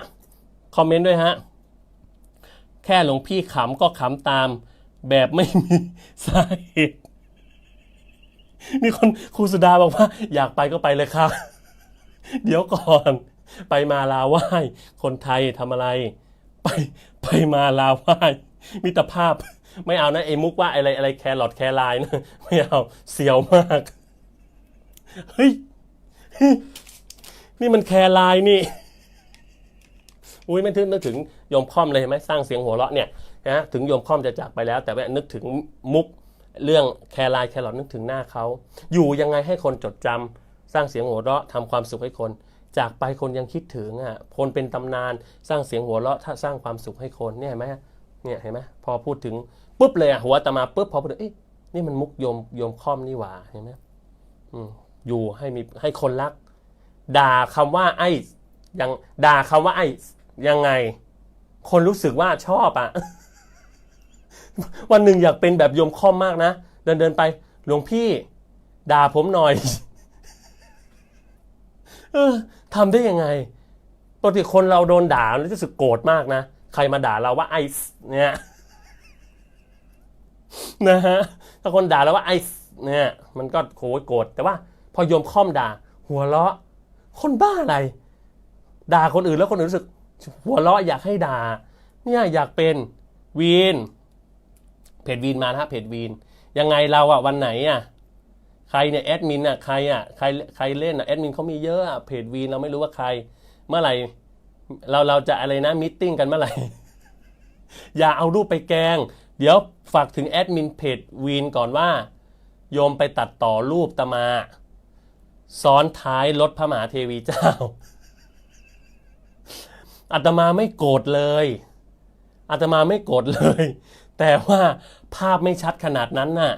ใช้เครื่องคิดเลขตัดหรือว่าอะไรสภาพถามก่อนคนติดตามเยอะขนาดนั้นใช้โทรศัพท์อะไรในการตัดภาพนะฮะโอ้ยสภาพนะฮะโอ้ยกี่โมงแล้วฮะกี่นาทีแล้วเนี่ยชอบความเซ็นเซอร์เสียงต้องเซ็นเซอร์เสียงนะฮะเพราะว่าไม่เซ็นเซอร์เสียงไม่ได้นะเป็นพระหยาบคายมากเลยนะฮะเดี๋ยวก่อนไปต้องให้พรแต่วันนี้จะไม่ให้พรจะชวนญาติโยมแผ่เมตตานะเราจะมาแผ่เมตตากันคอนเซปต์รายการวันนี้มาแผ่เมตตาเพื่ออะไรเวลาเรานึกถึงการแผ่เมตตาเราถือว่าเป็นการท่องจริงๆไม่ให้การแผ่เมตตาคือการฝึกให้เราเคารพในชีวิตของคนอื่นของสัตว์อื่น ของเพื่อนร่วมโลกทั้งหมดนะอาตมาเคยพูดแล้วว่าอย่าว่าแต่คนเลยพระพุทธเจ้าตรัสว่าสัตว์ทั้งหลายทั้งปวงเนี่ยคือทั้งคนทั้งสัตว์เดรัจฉานทั้งอะไรเราเป็นเพื่อนร่วมโลกกันฉะนั้นแผ่เมตตาคือทำไงให้รักกันปรารถนาจะให้คนอื่นอยู่เป็นสุขนอนหลับเป็นสุขไม่มีความทุกข์นั่นคืออานิสงส์ของการแผ่เมตตาแต่มันไม่ใช่การแผ่เมตตามันคือไม่ใช่การพูดแบบท่องแบบนกแก้วนกขุนทองอะไรแบบนี้นะฮะมันไม่ใช่เดี๋ยวเราจะมาแผ่เมตตากันนะฮะกี่นาทีแล้วเนี่ยจะมาไลฟ์กี่นาทีแล้วฮะแผ่เมตตาไม่ใช่แผ่แม่เบี้ยสัพพะอุ้ย1 ชั่วโมงแล้วเหรอ1 ชั่วโมงแล้วนะพอเยอะแล้วนะฮะเยอะแล้ว1 ชั่วโมง 13 นาทีแผ่เมตตาวันนี้ก็พูดถึงโยมนิกกี้นะเราก็คุยกันแล้วก็ฝากแง่คิดให้ว่าโยมนิกกี้ก็ถามว่าหลวงพี่แล้วหลวงพี่รับมือยังไงเวลาหลวงพี่เคยโดนด่าไหมนิกกี้เราก็บอกนะกระซิบข้างหูว่านิกกี้กูโดนเยอะกว่ามึงอีก โดนเยอะกว่าอีกสภาพโดนเยอะมากเคยโดนด่าแต่ก่อนเราเป็นใจร้อนนะเราอายุน้อยเราใจร้อนใครด่าเรารู้สึกโกรธทันทีเลยปุ๊บทันทีเลยคอมเมนต์ตอบนะวันนี้คุยกับโยมนิกกี้น่าสงสารมากเลยนะมุมหนึ่งนิกกี้บอกว่ามีคนมาด่าผมหลวงพี่มีคนมาด่าผมใน Instagram ผมก็ทนไม่ได้ผมก็ด่ามันกลับ ผมก็ด่ามันกลับ1-1ผมไม่กลัวมันแล้วผมไฟแต่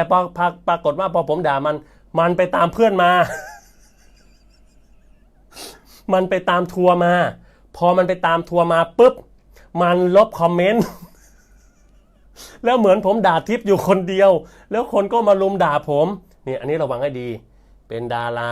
เป็นเซเลบหรือไม่ต้องดาราเซเลบเป็นคนมีชื่อเสียงเวลาจะด่าใครให้นึกถึงให้ดีว่าเรานึกว่าเราด่าคนนั้นคนเดียวไม่ใช่เวลามันแคปไป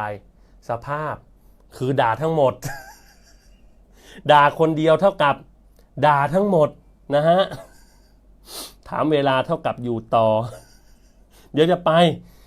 แผ่เมตตาเดี๋ยวจะไปกี่โมงแล้วเนี่ย4 ทุ่มแล้ว4 ทุ่มไปเลยไม่ถึงมันเหมือนพระอาจารย์สมปองเราโอ้ย5-6 ทุ่มไม่วันนี้ไลฟ์คนเดียวอุ้ยมีคอมเมนต์หนึ่งนะอ่านไม่ได้เขาบอกว่าให้แผ่เมตตาให้จุดๆหน่อยเดี๋ยวเราช่วยกันแผ่นะฮะอย่าให้ตมาแผ่คนเดียวนะฮะเดี๋ยวเราช่วยกันแผ่นะฮะ รับสมัครเด็กวัดไหมเจ้าข้าหลวงพี่อยากตามกินขนมจีนทิชชู่นะ โยมไว้เหรอโยมกินทิชชู่ได้นะมั่นใจว้าแซวเล่นโยมพี่แยมเขาขนมจีนเขาดอนเมืองขนมจีนร้านขนมจีนบ้านพี่แยมแน่นมากเนื้อแน่นมากจริงๆดีนะไปฉันอาตมาไม่รีวิวเดี๋ยวจะบอกว่าโอ้ยเป็นพระมารีวิวว่าอร่อยไม่อร่อยกินได้อยู่ ฉันได้อยู่อย่างนี้แล้วกันแบบพระฉันได้อยู่กินได้อยู่เขามาถวายอะไรเราก็ต้องฉันแต่ขนมจีนบ้านแม่แยมบ้านแม่แยม บ้านแม่ยุทธอะไรก็เอามาถวายก็ต้องฉันหมดนะฮะฉะนั้นก็อะไรมาก็ฉันอร่อยหรือไม่อร่อยก็ต้องฉันเป็นพระนะฮะเลือกฉันไม่ได้แล้วโยมก็ไม่ต้องห่วงฉันนะฮะเพราะเป็นพระยังไงก็ต้องมีฉันแน่นอน ไม่รู้ได้หรือเปล่านะฮะ โยมวีนบอกว่าบรรทมกี่ยามหรือเจ้าคะหาใช่กิจของโยมไม่ เพจวีนถามว่าบรรทมกี่ยามเจ้าคะหาใช่กิจของโยมไม่ออกไปต่อคำท้ายเองนะออกไป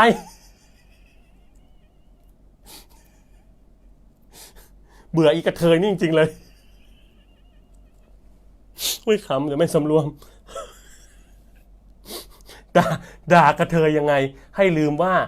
ตัวเองก็เป็นกระเทยเหมือนกันด่ากระเทยยังไงให้ลืมว่าตัวเองก็เป็นกระเทยเหมือนกันอยากรู้ไปดูในเพจวีนนะฮะ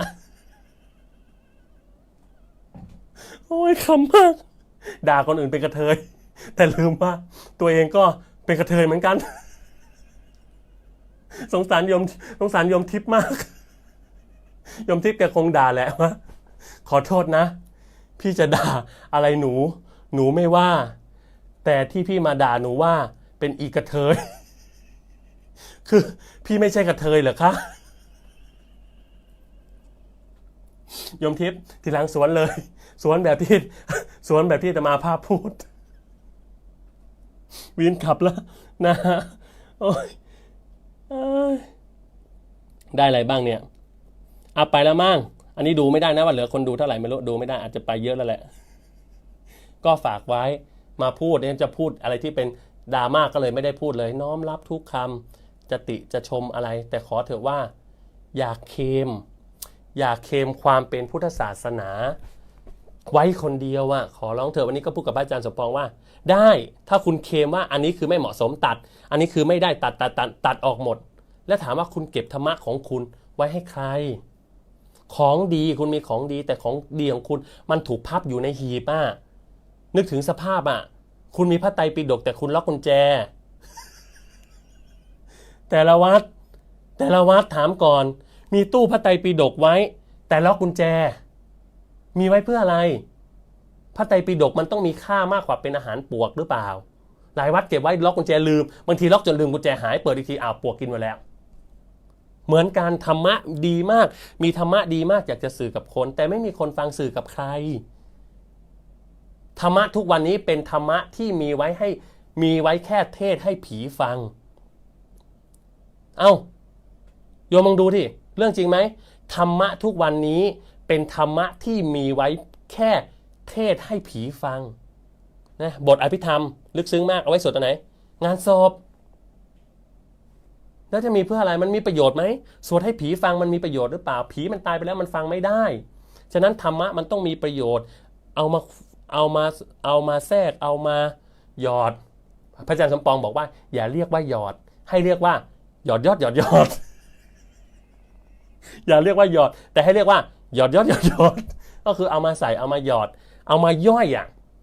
ที่สำคัญคือคุณทำยังไงคุณเหมือนคุณมีพระไตรปิฎกซึ่งมันเป็นพระไตรปิฎกนี่มันคือถ้าเป็นศาสนาพุทธคือสุดยอดแล้วศูนย์รวมคำสอนทั้งหมดแต่ถามก่อนว่ามันจะหาใครที่เข้าใจพระไตรปิฎกทั้งหมดและมันศึกษาด้วยตัวเองมันไม่มีอย่าว่าแต่ฆราวาสพระยังไม่อ่านเลยพระไตรปิฎกสภาพเคยเห็นพระบวชใหม่ที่ไหนนั่งอ่านพระไตรปิฎกไหมไม่มีฉะนั้นมีของดีแต่เอามาย่อยไม่ได้เอามาสอนไม่ได้และมันไม่มีประโยชน์นะเหมือนคุณมีอัญมณีแต่คุณเก็บไว้ในหีบล็อกกุญแจเก็บไว้เพื่ออะไรให้มันลืมให้คนลืมของมีค่าถ้าไม่ถูกใช้มันก็คือไม่มีค่านะฮะฉะนั้นเหมือนกันตอนนี้นะฮะใครลำบากมีทองขายทองใส่ไว้ที่คอกินไม่ได้ใส่ไว้ทำไมเหมือนโยมพี่อุ๊บเห็นไหมแกยอมรับเลยไม่มีกินเป็นดาราบางคนแต่มาบอกวันนี้ก็มีโยมมาถามอีกเรื่องเนี่ยไปทำยังไงคนค้าขายไม่ได้ก็มันไม่ได้ก็คือไม่ได้ค้าขายไม่ได้ก็คือไม่ได้ก็คือไม่ได้เลยไม่คือไม่ได้ไม่ต้องเท่ากับได้ก็มันไม่ได้จะทำยังไงสภาพแบบนี้สภาพที่แปลว่าสภาพเศรษฐกิจแบบนี้มันไม่ได้ไม่ได้มัวแต่ห่วงเลยอุ้ยฉันเคยเป็นคนห้อยทองคนบ้าอะไรใส่ทอง20 บาทเคยไปออกงานกับแกนะโยมพี่อุ๊บอะแซวกันหน่อยนะแกน่ารักน่าสงสารแกไปที่บ้านกกอกด้วยกันไปกับโยมพี่อุ๊บเห็นทองแกถ้าไม่เป็นพระนะจะบอกแกว่าขอลองกัดหน่อยได้ไหมทองจริงหรือทองชุบอยากจะแซวแกอยู่นะแต่ทองจริงใส่ทอง20 บาทคนเคยเป็นคนอยู่ในวงการเคยปั้นดาราเคยมีสิ่งถ้าคุณไม่ทิ้งคุณไม่ยอมสลัดอะไรสลัดภาพความเป็นตัวตนของคุณที่คุณไปยึดซึ่งมันไม่มีอยู่แล้วไม่มีอะไรที่น่าเศร้าเท่ากับการที่เราไปยึดอะไรสักอย่างซึ่งมันไม่อยู่กับเราแล้วเศร้ามากทุกข์มากถ้าโยมไปยึดมันยึดไม่ได้แล้วคนมันถึงเวลามันต้องปล่อยมันก็ต้องปล่อยมันก็ต้องไปใช่ไหมโยมจะอะไรไปยึดเหมือนกันโยมพี่อุ๊บเนี่ยดีมากสอนธรรมะได้ดีมากนะสำหรับจะมาเอาทองไปขายก่อนให้มีเงินกินก่อนถ้าห่วงภาระบางคนใส่ทอง20 บาทแต่ไม่มีจะกินเพื่ออะไรบางคนห่วงมากกระเป๋าเคยซื้อมาถ้าไปขายต่อมันจะได้ราคาไหมมันจะไม่ได้ราคาหรือมีสมบัติอยู่ในบ้านไม่อยากขายเดี๋ยวคนจะหาว่าเราตกอับเพื่ออะไรไปกอดสิ่งที่มันไม่มีอยู่แล้วเพื่ออะไรมันมีแต่ความทุกข์อะไรไม่เท่ากับไม่ยอมรับความจริง ทุกข์ที่สุดของทุกข์คือทุกข์เพราะการไม่ยอมรับความจริงทุกข์มากสร้างโลกขึ้นมาอีกโลกนึงโลกจริงๆไม่เอาโอ้ยโลกนี้มันน่ากลัวเกินไปมันดูเกินไปทำไงฮะสร้างโลกอีกโลกนึงเลยมาครอบตัวเองไว้สภาพเพื่ออะไรหลอกตัวเองได้แต่ถามว่ามันหลอกโลกใบนี้ทั้งหมดได้ไหมไม่ได้ความจริงก็คือความจริงความจริงก็คือความจริงใช่ไหม มีคนบอกว่าสลัดเท่ากับผักความจริงก็คือความจริงจะไปสร้างโลกอีกใบมาครอบตัวเองไว้ทำไมมาขังตัวเองไว้เพื่ออะไรสลัดมันออกแล้วมองความจริงเผชิญหน้ามันเจ็บนะเวลาเราตัดสินใจจะเผชิญหน้ากับความจริงมันเจ็บแต่มันเจ็บแป๊บเดียวเหมือนหมอฉีดยาตมานี่อันนี้เล่าธรรมะเหมือนหมอฉีดยาเวลาหมอจะฉีดยาตอนเด็กรู้สึกกลัวมากมันกลัวไปก่อนแล้วเพราะอะไรเห็นไอ้เพื่อนข้างหน้ามันร้องไห้ไอ้เพื่อนข้างหน้านี่มันก็กลัวเข็มเหลือเกินมันจะมีคนจริงนะเป็นโรคกลัวเข็มแล้วมันก็ร้องไห้ยังไงมันก็ไม่ยอมฉีดมันร้องไห้เพราะมันกลัวเข็มไอ้เราอยู่ข้างหลังไอ้เราไม่ได้กลัวเท่าไหร่แต่เห็นมันร้องไห้เราก็กลัวตามนะก็กลัวแล้วยังไม่ทันโดนฉีดกลัวแล้วกลัวตามเพราะกลัวไอ้ตามไอ้คนหน้ามันร้องไห้ใช่ไหมฮะกลัวเข็มเมื่อปลูกฝังความกลัวแบบนั้นแต่เด็กมันก็กลัวเพราะเราไม่ยอมรับความจริงไงไม่อยากยอมรับความจริงไม่อยากจะทนดูว่าตกลงมันเจ็บจริงหรือไม่เจ็บแต่คิดไปก่อนแล้วมโนไปก่อนแล้วโอ้โหมันเจ็บมากดูที่ไอ้คนหน้ามัน acting ขนาดนั้นตายหาแล้วกูแขนกูต้องหักแน่นึกถึงสภาพตอนเป็นเด็กไม่ยอมจะมีแบบหมอไปตามโรงเรียนน่ะไปฉีดวัคซีนนะโอ้ยตายแล้วกูแขนกูต้องหักแน่เลือดกูต้องพุ่งมันจะมีจริงๆนะเลือดพุ่งอะเลือดพุ่งฉีดผิดไปโดนเส้นเลือดพุ่งถ้าไปพุ่งไอ้คนข้างหน้าไอ้คนข้างหลังเสียวแล้วนะไอ้คนหลังๆไม่เท่าไรไอ้คนถัดไปไอ้ต่อจากไอ้ที่พุ่งเอาชิบหายแล้วเลือดกูจะพุ่งไหมกลัวเพราะอะไรกลัวเพราะมันคือความจริงไหมไม่ใช่หรอกสร้างมาขึ้นมาหลอกตัวเองให้มันดูให้มันดูโอเวอร์ให้มันดูเกินจริงอ่ะคนส่วนมากจะกลัวอะไรที่มันเป็นเรื่องเกินจริงทั้งนั้นแหละไอ้จริงๆมันเจ็บไหมไม่เจ็บเราแป๊บเดียวลองให้ฉีดจี๊ดแป๊บเดียวทุกวันนี้ฉีดเลยไปหาหมอฉีดยาได้มาไม่กลัวเข็มเลยเพราะยอมรับสภาพความจริงอันไหนลองดูซิเอาลองความรู้สึกจริงๆซิว่าเวลาหมอเนี่ยฉีดแล้วมันเจ็บจริงไหมไม่ใช่ความรู้สึกที่เคยมีในอดีตแต่เป็นความรู้สึกตอนนี้ไหนลองยอมรับกับมันตรงๆซิว่าเวลาฉีดแล้วมันเจ็บจริงหรือเปล่ามันเจ็บจริงหรือเราเจ็บเพราะเราไปมีภาพจำในอดีตว่ามันเจ็บมากอีกคนข้างหน้าเคยเลือดพุ่งหรืออีกคนนั้นแหกปากร้อง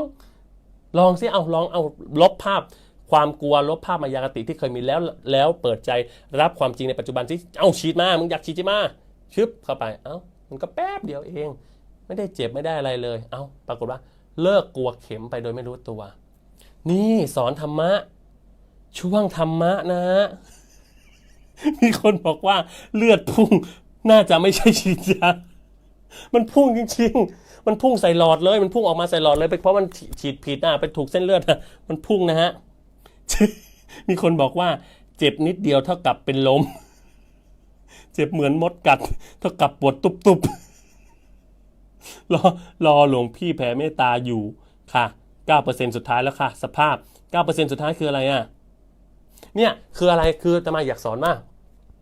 ความเจ็บปวดบางอย่างตอนที่เราเป็นเด็กตอนที่เราเป็นเด็กมันเหมือนจะใหญ่มาก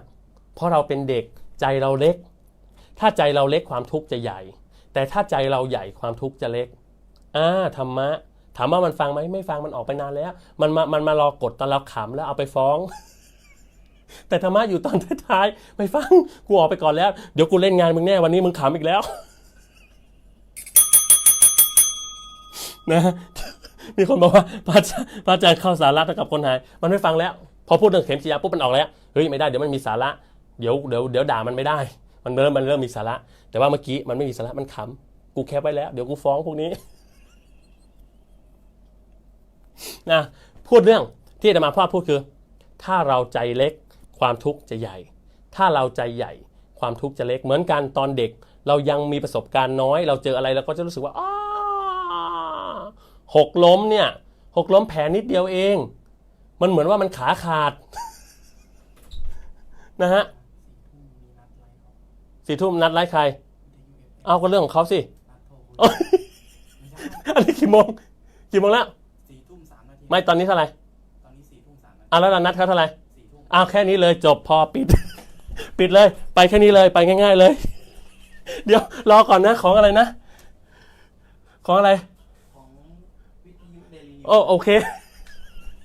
โอ้ยลืมอีกแล้วขอบคุณเลขา